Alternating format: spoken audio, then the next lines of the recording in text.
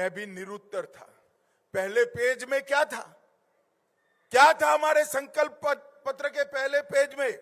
पहले पेज में था अयोध्या में भव्य राम मंदिर हम बनाएंगे। 500 साल से पूरे देश के सभी श्रद्धालु चाहते थे कि अयोध्या में भव्य राम मंदिर हो और रामलला सम्मान के साथ अपने मंदिर के अंदर विराजमान हो। एक कांग्रेस पार्टी 70 साल तक राम मंदिर के मुद्दे को अटकाती रही, भटकाती रही, लटकाती रही। अरे आपने तो बनाया नहीं मंदिर, मोदी जी ने बनाया, प्राण प्रतिष्ठा थी, आपको निमंत्रण दिया, आप उपस्थित भी नहीं रहे। वोट बैंक की लालच से आपने राम जन्मभूमि के प्राण प्रतिष्ठा का बहिष्कार किया। मित्रों, दूसरा वादा क्या था? कश्मीर से हम धारा 370 को समाप्त कर देंगे। आज मैं कहना चाहता हूं, 70 साल से कांग्रेस पार्टी ये धारा 370 को लेकर चलती थी। नरेंद्र मोदी जी ने 5 अगस्त 2019 को धारा 370 को एक झटके में समाप्त कर दिया। युवा मित्रों, मुझे बताओ, ये कश्मीर जो है हमारा है या नहीं है? अरे जोर से बोलो, है या नहीं है? धारा 370 हटनी चाहिए थी या नहीं हटनी चाहिए थी? एक कांग्रेस पार्टी तुष्टीकरण की राजनीति के कारण धारा 370 हटाती नहीं थी। मोदी जी ने एक झटके में धारा 370 को समाप्त कर दिया। हमने तीसरा वादा किया था, ट्रिपल तलाक को हम समाप्त कर देंगे। किसी की हिम्मत नहीं थी।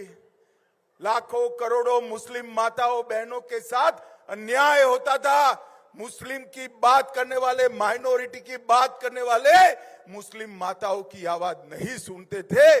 मोदी जी ने ट्रिपल तलाक को समाप्त कर दिया और देश में सभी को अधिकार मिला। मोदी जी ने कहा था कि हम महिलाओं को 33% आरक्षण देंगे। कांग्रेस पार्टी सालों तक सत्ता पर रही, परंतु उनको 33% आरक्षण रिजर्वेशन नहीं मिला। मोदी जी ने विधानसभा और लोकसभा में मातृशक्ति को 33% रिजर्वेशन देकर मातृशक्ति का सम्मान करने का काम। और अभी कल ही हमने कहा था हम सीएए लाएंगे। कांग्रेस पार्टी सीए का विरोध करती थी। आजादी के वक्त से कांग्रेस पार्टी और हमारे संविधान निर्माताओं का वादा था कि बांग्लादेश, अफगानिस्तान और पाकिस्तान से जो शरणार्थी आएंगे, जो वहां की प्रताड़ना झेल कर आएंगे, उसको हम नागरिकता देंगे। मगर तुष्टीकरण की, वोट बैंक की राजनीति के कारण कांग्रेस पार्टी इसका विरोध करती थी। लाखों करोड़ों लोग पाकिस्तान से और बांग्लादेश से अपना धर्म बचाने के लिए, अपना सम्मान बचाने के लिए इस देश में आए। उनको नागरिकता नहीं मिलती थी। अपने ही देश में वो नागरिकता के बगैर अपमानित होते थे।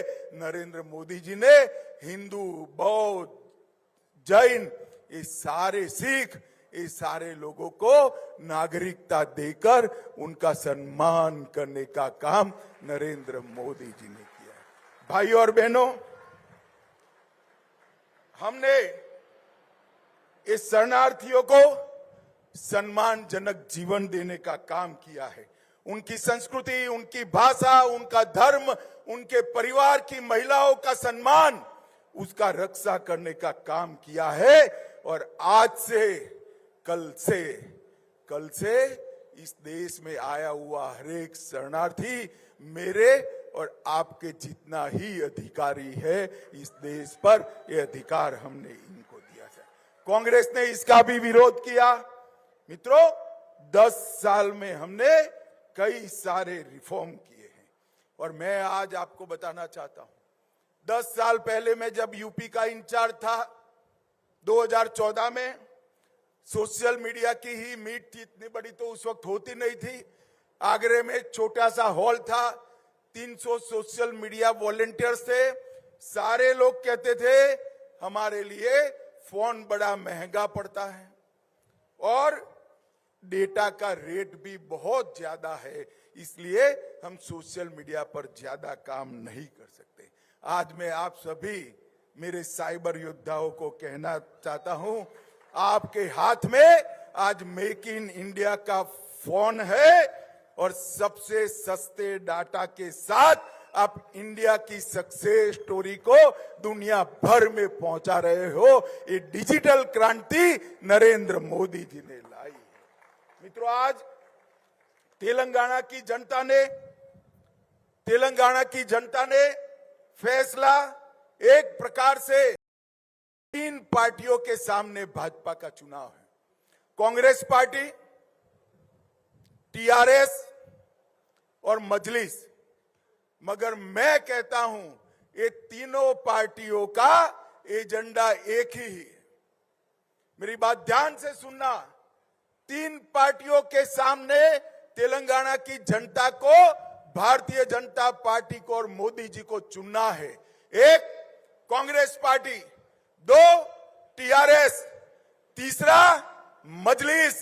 परंतु पार्टी कहने को 3 है मगर एजेंडा एक ही है। एक कांग्रेस और टीआरएस मजलिस के एजेंडे पे चलते हैं, मजलिस का एजेंडा लागू करता है। मुझे भाई और बहनों बताओ, हैदराबाद स्थापना दिन मनाना चाहिए या नहीं मनाना चाहिए? जोर से बोलिए, मनाना चाहिए या नहीं मनाना चाहिए? ये मुस्लिम रिजर्वेशन हटना चाहिए या नहीं हटना चाहिए? जोर से बोलो, हटना चाहिए या नहीं हटना चाहिए? क्या कांग्रेस हटा सकती है? टीआरएस हटा सकती है? मजलिस हटाना चाहती है? ये तीनों एक दूसरे के चट्टे बट्टे हैं। ये तीनों पार्टियां एक है। सिर्फ एजेंडे में नहीं, तीनों पार्टियां परिवारवादी पार्टियां हैं। कांग्रेस पार्टी 4 पीढ़ी से जवाहरलाल नेहरू, इंदिरा गांधी, राजीव गांधी, सोनिया गांधी और राहुल गांधी, यहां केसीआर और केटीआर, और यहां पर भी मजलिस में भी 4 तो आ गए हैं, न जाने कितने आएंगे। ये सारी परिवारवादी पार्टियां हैं। ये पार्टियां तेलंगाना का भला नहीं कर सकती। ये पार्टियां एक ही एजेंडे पे चलती हैं। ये तीनों पार्टियां परिवारवादी पार्टियां हैं और ये तीनों पार्टियां भ्रष्टाचारी पार्टियां हैं, अथाह भ्रष्टाचार करने वाली पार्टी है। भाई और बहनों, अभी यहां पर कांग्रेस की सरकार है। मैं कांग्रेस के मुख्यमंत्री को कहने आया हूं, भैया जरा आपकी पार्टी के घोटाले को मैं लिस्ट देता हूं, तुम जरा तेलंगाना की जनता को जवाब देना। कांग्रेस पार्टी ने कॉल ब्लॉक का घोटाला किया, कॉमनवेल्थ का किया, 2G का किया, शारदा चिट फंड का किया, हिमाचल की सेब की बिक्री का किया, INX मीडिया का किया, एयरसेल का किया, लैंड फॉर जॉब का घोटाला हुआ, जम्मू कश्मीर क्रिकेट एसोसिएशन का घोटाला हुआ, एम्ब्रायर डील का घोटाला हुआ, ऑगस्टा वेस्टलैंड का हुआ, सबमरीन का घोटाला हुआ, बॉफोर्स घोटाला हुआ, मारुति घोटाला हुआ।